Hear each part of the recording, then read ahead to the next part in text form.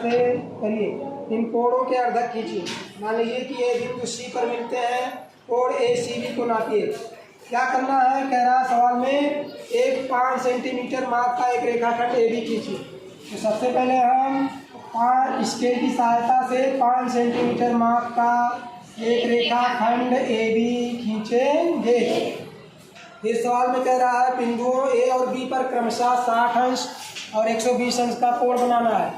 तो बिंदु ए पे सबसे पहले हम 60 अंश का कोण पटरी और प्रकार से बनाना है, चाँदा से नहीं, पटरी प्रकार से। तो बिंदु ए को केंद्र मानकर उचित दूरी की त्रिज्या लेकर एक चाप लगाएंगे जो रेखाखंड ए बी को बिंदु एम पर काटता है। अब हम बिंदु एम को केंद्र मानकर उसी दूरी की त्रिज्या से एक चाप लगाएंगे, चाप के ऊपर चाप, जो एक दूसरे को मान लो बिंदु पी पे काट रहे हैं।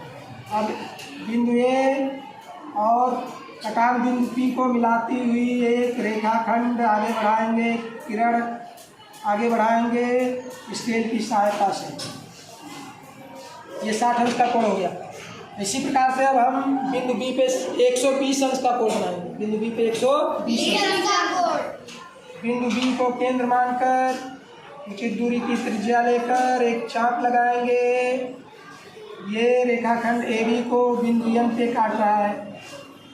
एम को केंद्र मानकर उसी दूरी की त्रिज्या से एक चाप लगाएंगे जो इस चाप को बिंदु क्यू पे काट रहा है।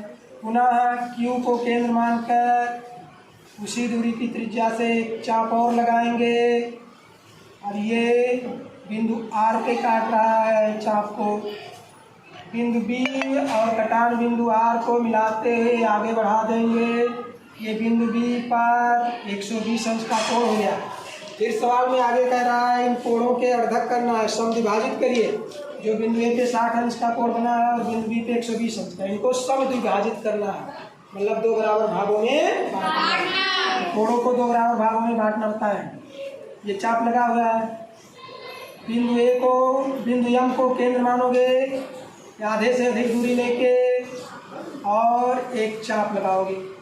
फिर उसी दूरी से बिंदु पी को केंद्र मानकर चाप के ऊपर चाप लगाओगे। एक दूसरे को जहाँ काट रहे हैं, ये बिंदु सिरे को इस कटान बिंदु से मिलाते हुए आगे एक रेखा किरण खींच दो।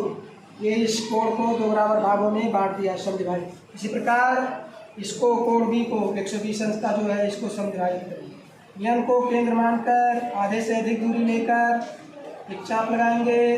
पुनः उसी दूरी से आर को केंद्र मानकर एक चाप लगाएंगे। अब ये चाप एक दूसरे को जहाँ पे काट रहे हैं और ये बिंदु बी को और कटान बिंदु को मिलाते हुए एक किरण आगे बढ़ा देंगे। इतना बढ़ाओ कि एक दूसरे को काटें।